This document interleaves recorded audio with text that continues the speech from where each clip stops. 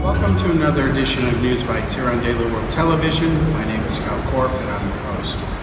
The Jewish state of Israel has begun a series of war game exercises to practice a theoretical war against the Iranian-sponsored terrorist group Hezbollah. What Israel has done is they've used or created a mock town, and their war exercises are being conducted in that fake town that they have created to run simulations based on their best analysis of what it would like to fight against Hezbollah. Hezbollah, which again is a terrorist group sponsored by Iran, has some 100,000 rockets and missiles targeted against the Jewish state.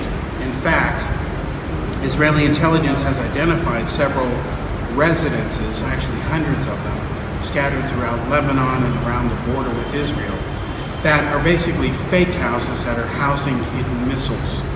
Hezbollah also has a lot of underground tunnels.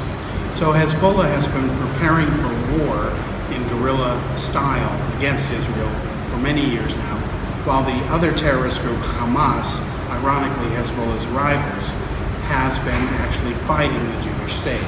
Hamas itself is busy rearming and perfecting more powerful rockets that can fly faster and further to target Israeli targets in the country of Israel. What is happening is Israel is assuming that both of these entities, or at least one of them, will go to war soon against the Jewish state, because historically that has been their pattern, even if Israel does everything right.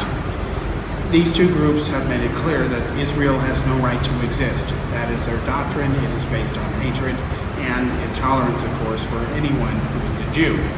We must remember that Hamas is a military wing of the Muslim Brotherhood.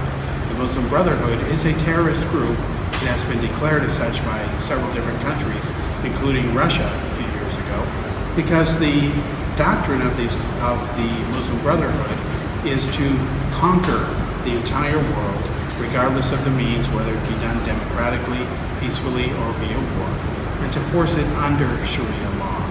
Sharia law is not compatible with modern secular democracy. The two cannot coexist. There is no such thing as a Sharia law compliant democracy.